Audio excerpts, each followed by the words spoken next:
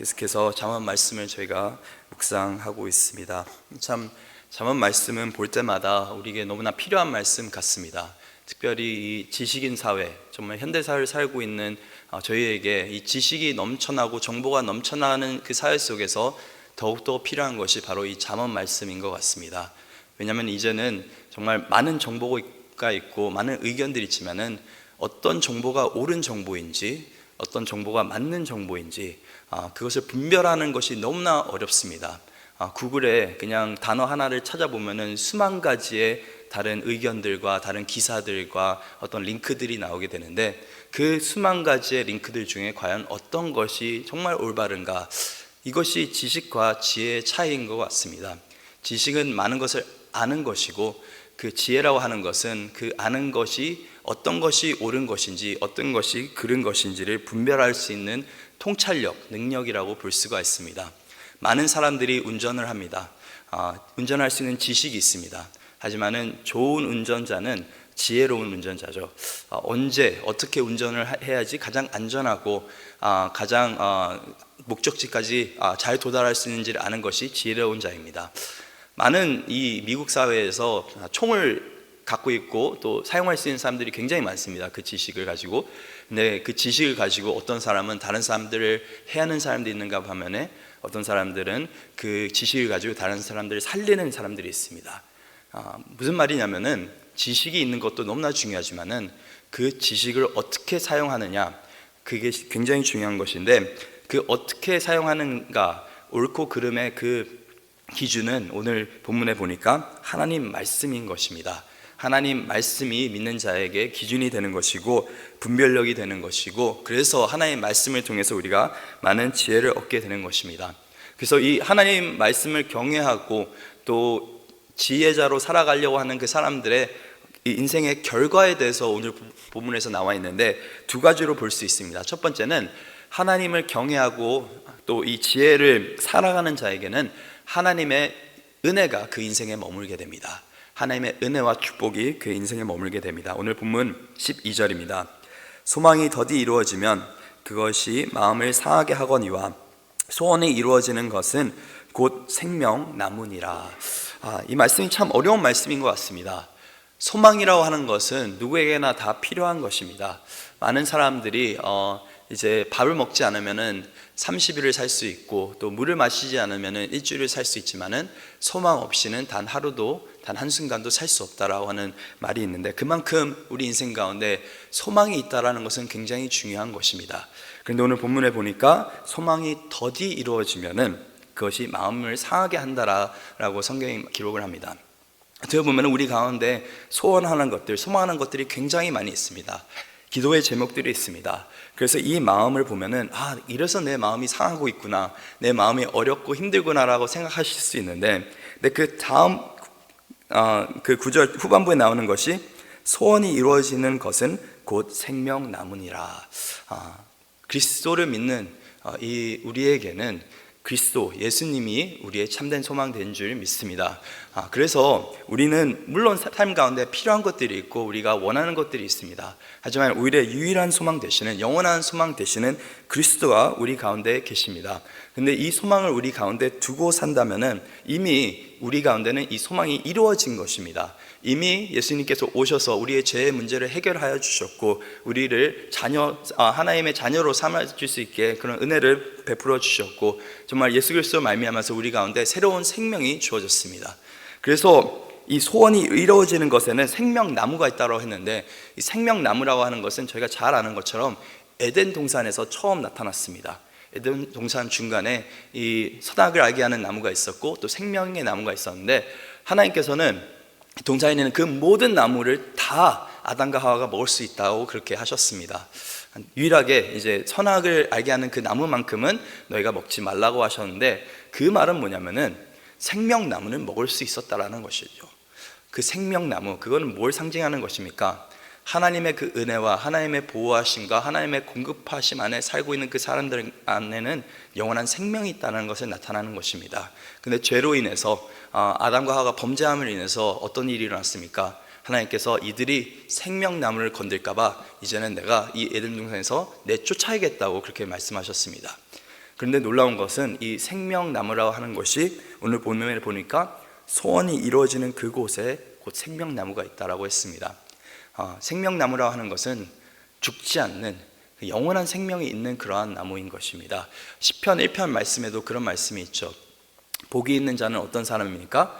하나님의 말씀을 주야로 묵상하는 사람인데, 그 사람은 마치 시냇가에 심겨진 나무와 같아서 그는 정말 어떤 계절을 만나도 늘 푸르고 과실을 맺고 영원한 생명이 그 안에 있는 것입니다. 무슨 말이냐면은 그리스도 안에 있는 사람에게는 생명이, 영원한 생명이 있고 그 생명나무가 있는 것입니다. 물론 계시록에 다시 우리가 천국 갔을 때 거기에서 우리가 볼 것이 생명나무도 거기에 있을 거라고 하지만은, 교회는 뭐냐면 하나님의 임재 안에는 반드시 생명이 있다라고 하는 것입니다. 우리 삶 가운데 하나님의 임재가 그리스도를 통해서 넘쳐난다고 하면은 이 생명이, 하나님의 축복이, 하나님의 은혜가 우리 삶 가운데 넘쳐나게 되는 것입니다. 그래서 이런 영원한 어떤 기준에 있어서 우리 가운데 영원한 생명이 있는 것이고 축복이 있는 것이고, 하지만 또 실질적으로 이 지혜로운 자들에게는 실질적인 복도 있는 것입니다. 오늘 본문 13절에 보니까 이렇게 기록되어 있습니다. 말씀을 멸시하는 자는 자기에게 패망을 이루고 계명을 두려워하는 자는 상을 받느니라. 말씀을 무시하는 자, 멸시하는 자는 자신에게 패망이 이루어지고 스스로 자멸한다는 뜻입니다.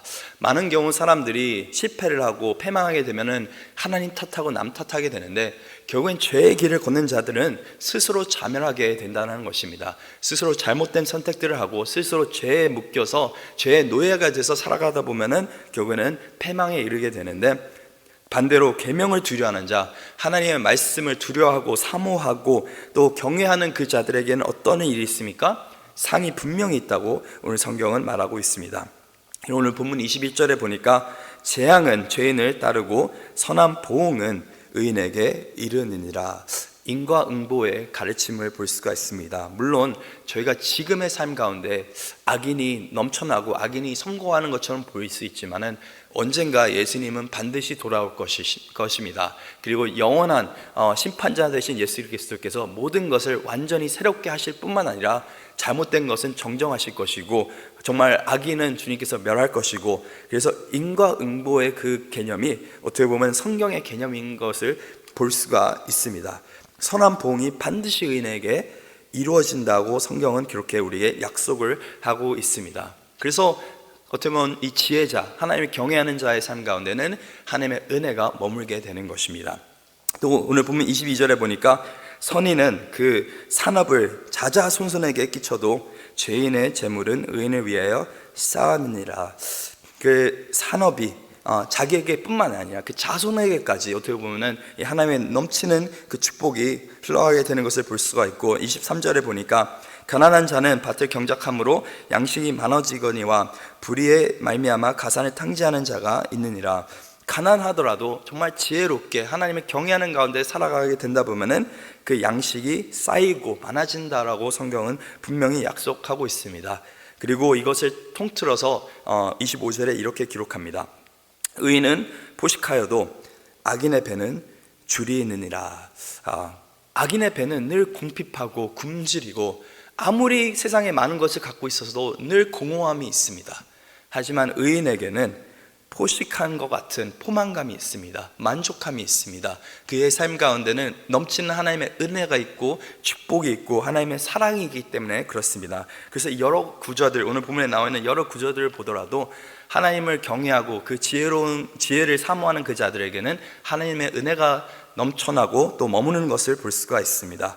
근데 두 번째로 보게 되는 것은 그 은혜가 그냥 머무는 것이 아니라 흘러가게 되는 것을 볼 수가 있습니다. 하나님을 경외하는 자에게는 그 은혜가 흘러가는 축복이 있습니다. 오늘 본문 14절입니다. 지혜 있는 자의 교훈은 생명의 샘이니 사망의 그물에서 벗어나게 하느니라. 지혜 있는 자의 그 교훈, 그 안에는 영원한 생명의 샘이 있다라고 그렇게 기록하고 있습니다. 그런데 이 생명의 샘 때문에 자신만 혜택을 받는 것이 아니라 사망의 그늘에 있는 사람들이 벗어나게 되는 것이죠. 자기만 사망의 그늘에서 벗어나는 것이 아니라 이 생명의 샘을 우리가 줄 수 있으니 다른 사람들도 여기 와서 마실 수 있다는 것이죠.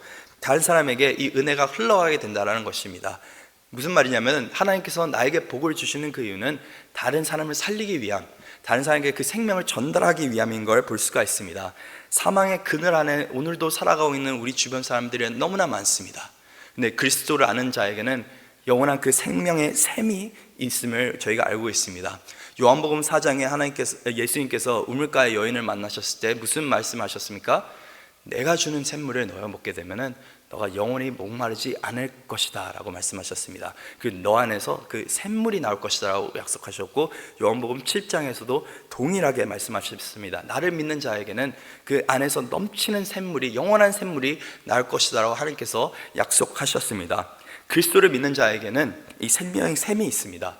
이 생명의 샘은 우리의 삶도 윤택하게 해주지만은 사망의 그늘에 살고 있는 사람들을 살릴 수 있는 놀라운 능력을 갖고 있기 때문에 그 생명의 샘을 다른 사람들에게도 나눠줄 수 있는 저와 여러분 될 수 있기를 간절히 소망합니다. 15절에 보니까 선한 지혜는 은혜를 베푸나 사악한 자의 길은 험하느니라. 선한 지혜는 다른 사람에게도 은혜를 끼친다라는 것입니다. 베푼다라고 하는 것입니다. 나만 잘 먹고 잘 살게 되는 것이 아니라 하나님의 은혜가 흘러 들어가게 된다는 것이죠. 17절에 보니까 악한 사자는 재앙에 빠져도 충성된 사신은 양약이 되느니라. 여기서 악한 사자는 이게 동물이 아니고요, 메신저라고 영어에 되어 있습니다. 하나님의 어떤 메신저, 사신인 것이죠. 하나님의 그 이름과 그 메시지를 전달하는 그 사람을 통해서 정말 재앙에 갇혀 있는 사람들이 빠져나오게 되는데, 반대로 이 악한 사자를 통해서 이 재앙에 빠지게 되는데, 이 충신된 사신은, 하나님의 사신을 통해서는 양약, 힐링이 된다고 그렇게 영어 성경에 되어 있습니다. 그래서 이제 정말 하나님을 경외하고 지혜롭게 사는 사람들은 다른 사람들에게 도움이 될 수 있고, 다른 사람들에게 은혜를 베풀 수 있고, 다른 사람들을 정말 보듬을 수 있고 또 회복시킬 수 있는 그런 놀라운 능력이 우리 안에 있음을 깨닫기를 원합니다. 그래서 이 지혜자의 삶이 너무나 멋있는데, 너무나 우리가 사모할 만한 삶인데, 이 지혜로운 삶을 우리가 도저히 어떻게 우리가 살 수가 있겠습니까? 어떻게 하면 우리가 이런 지혜를 얻을 수 있습니까? 오늘 본문에서 말하는 것이 굉장히 좀 독특한데, 이 지혜라고 하는 것은 물론 하나님의 말씀 안에서 우리가 얻게 되는 것이지만 또 관계 속에서 얻게 된다라고 오늘 본문은 말하고 있습니다. 이 본문 20절입니다. 지혜로운 자와 동행하면 지혜를 얻고 미련한 자와 사귀면 해를 받느니라. 우리가 사귀는 친구를 보면 그 사람을 안다라고 하는 말들을 종종 합니다. 아니면은 부전자전이라고 해서 그 아비의 그 자녀라고 할 때도 굉장히 많습니다. 또 부부는 같이 살다 보면은 서로 닮아간다라는 말도 하죠. 무슨 말이냐면은 우리가 누구와 함께 시간을 보내느냐, 누구와 삶을 같이 살아가느냐에 따라서 우리가 영향을 주기도 하지만 많은 영향을 받는다라고 하는 것입니다. 그래서 정말 좋은 배우자를 만나는 것이 중요하고, 좋은 부모 밑에서 이렇게 믿음의 교육을 받는 것이 중요하고, 또 좋은 교회를 만나서 신앙생활하는 그 이유가, 좋은 목회자를 만나서 말씀을 배울 수 있는 그 이유가, 우리가 교제하고 우리가 관계를 맺는 그 사람들 그 관계 속에서 우리가 지혜를 얻기 때문에 그렇습니다. 또 미련함 또한 얻을 수가 있는 것이죠. 그래서 지혜로운 자와 동행하면 지혜를 얻게 되고, 미련한 자와 사귀면 해를 받게 되는 것입니다. 그래서 내가 누구와 같이 있느냐가 굉장히 중요한 것 같습니다. 많은 경우 이제 요즘에 현대사회가 많이 바빠지고, 또 저희 부부들도 맞벌이 하는 분들도 굉장히 많고 하다 보니까 우리 자녀들이 가끔은 혼자 있을 때가 굉장히 많이 있습니다. 또 이게 뭐 요즘에만 있는 일이 아니라 옛날에도 그런 일들이 있었죠. 근데 현대사회에 조금 달라진 게 있습니다. 뭐냐면은 과거에는 집에 혼자 있으면은 그냥 혼자 생각을 하고 혼자 뭐 활동을 하고 일을 했지만은, 이제는 인터넷이라는 것이 있어서, 스마트폰이라는 게 있어서 혼자 있어도 절대로 혼자 있는 것이 아닙니다. 끊임없이 누군가의 의견과 누군가의 말과 누군가의 생각을 접할 수 있는 것이고 공유할 수 있는 것이고, 그런 놀라운 능력이 우리 가운데 생긴 것입니다, 이 스마트폰 때문에. 근데 그 말은 뭐냐면은, 우리 자녀들은 혼자 있는 것처럼 부모에게는 보일 수 있지만은 끊임없이 누구와 소통하고 있고 그 소통 속에서 영향을 받는다라고 하는 것입니다. 그래서 내 자녀가 난 저렇게 안 가르쳤는데 왜 저렇게 됐지라고 생각하다 보면은, 그것은 그 자녀가 내가 알지 못하게 자꾸 다른 사람과 또 악인과 또 세상의 어떤 가치관들에 노출되어 있기 때문에 그런 것입니다. 물론 우리가 세상과 완전히 분리돼서 살 수가 없습니다. 우리 세상 가운데 빛과 소금과 같은 존재로 살아가야 되는 것은 분명히 맞습니다.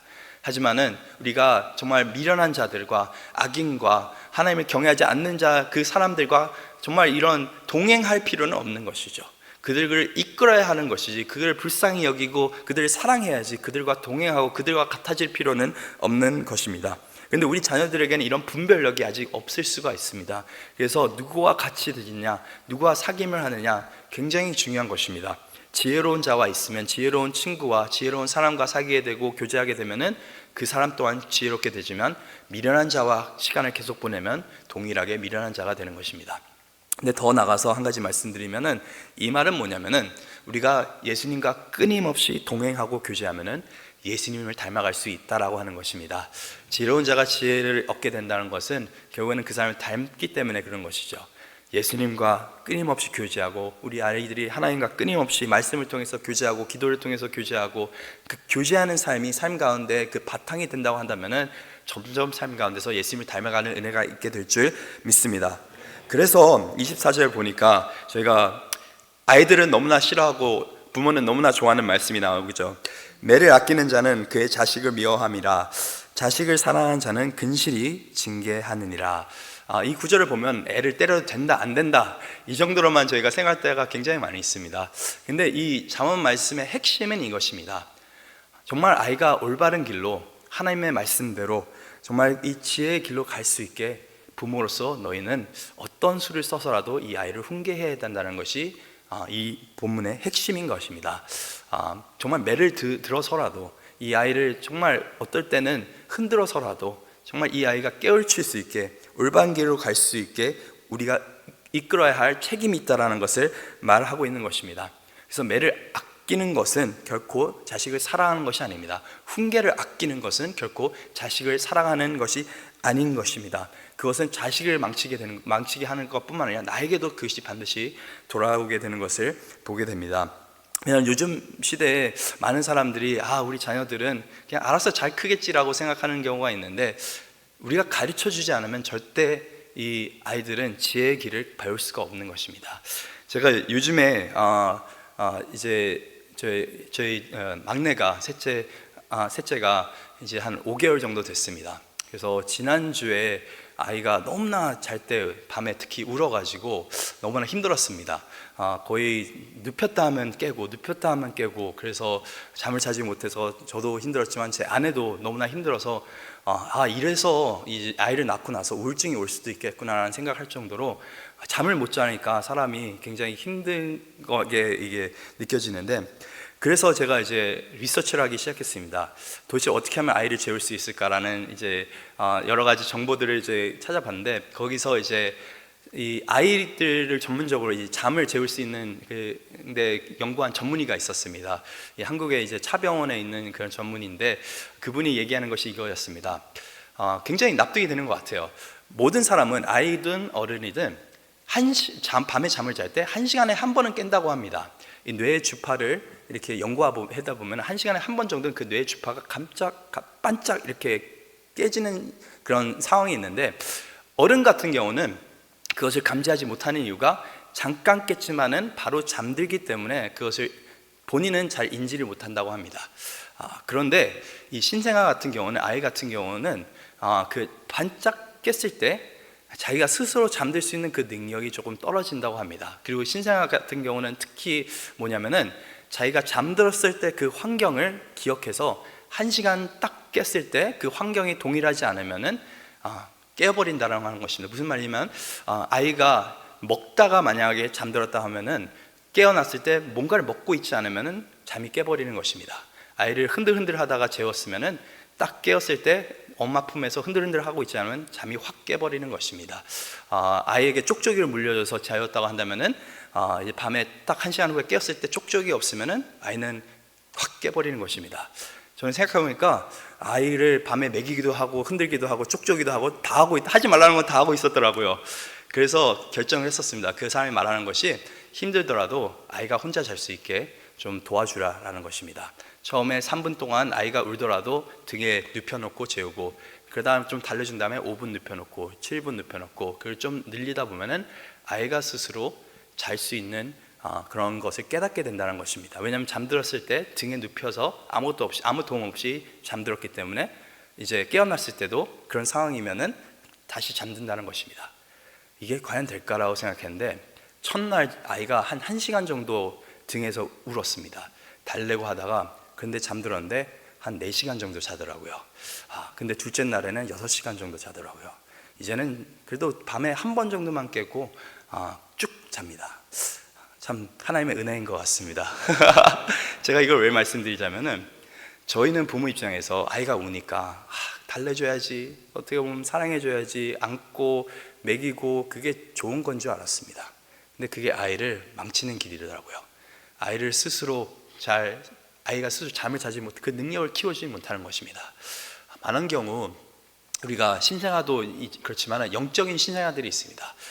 그래서 우리가 특히 우리 자녀들 같은 경우 아직 말씀 안에서, 믿음 안에서 많이 자라 있지 않기 때문에 자꾸 달려주려 하고 격려해 주려 하고, 물론 그런 것들이 필요합니다. 그냥 중요한 것은 이 자녀가 정말 우리가 자라길 원하면은 스스로 이 아이가 정말 어떤 경우에는 지혜로운 결정할 수 있게 도와주는 것이 부모의 역할입니다. 그 모든 것이 내가 대신해 주는 것이 아니라 이 아이가 정말 그 결정할 수 있게끔 옆에서 격려해주고, 어떤 때는 위로해주고, 어떤 때는 또 이 아이가 얼마나 울더라도 그냥 참고 내가 인내하면서 하는 것이 부모의 역할인 것 같습니다.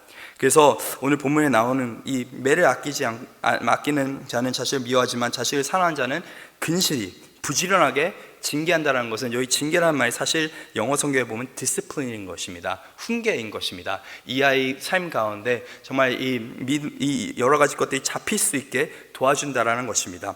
그래서 에베소서 6장 4절에 이런 말씀이 있습니다. 또 아비들아 너희 자녀를 노엽게 하지 말고 오직 주의 교훈과 훈계로 양육하라. 제가 전에도 말씀드렸지만은, 이 부모가 그냥 무섭게 한다고 중요한 것이 아니라, 우리가 아이를 훈계할 때는 누구의 기준으로 훈계하는 것입니까? 주의 교훈과 주의 훈계로 양육하라고 되어 있습니다. 내 기준과 내 마음대로가 아니라 하나님의 말씀과 하나님의 기준대로 아이를 훈계하는 것입니다. 그래서 분명히 아이를 훈계할 때는 이것이 왜 옳은지, 왜 그런지 말씀에 의해서 말해줄 수 있어야 되는 것입니다. 그리고 한 가지 중요한 것은, 훈계할 때 자녀를 노엽게 하지 말라고 되어 있습니다. 화나게 하지 말라는 것입니다. 어떤 경우는 자녀가 지가 잘못한 걸 잘 알고 있어서 훈계할 때 자기는 마땅히 이 벌을 받을 만한 사람이구나라는 인식할 때가 있습니다. 근데 어떤 때는 이런 걸 설명하지 않고, 내가 참 화가 나서 내가 인내를 하지 못해서 아무것도 설명하지 않고 내 자녀에게 짜증을 부리고 화를 낼 때가 있습니다. 그것은 뭐냐면, 이 자녀에게 노엽게 그 자녀를, 물론 어떻게 보면 무서움으로, 두려움으로 이 아이를 잡는 걸 수도 있지만은, 결국에는 이 아이를 마음 안에서 노엽게 만드는 것입니다. 그래서 이게 참 힘듭니다. 하나님 말씀으로 훈계해야 되고, 또 아이가 상처받지 않게, 물론 강하게 하나님 말씀을 인지할 수 있게는 해야 되지만, 이 아이 마음에 분노가 일어나지 않게 우리가 지혜롭게 훈계해야 되는 것이 필요한데, 그 지혜가 있기 위해서는 우리는 예수님과 철저하게 동행해야 되는 줄 믿습니다. 아이가 훈계받는 걸 싫어한다고 생각하지만, 우리는 사실 하나님의 자녀로서 훈계받는 걸 굉장히 싫어합니다.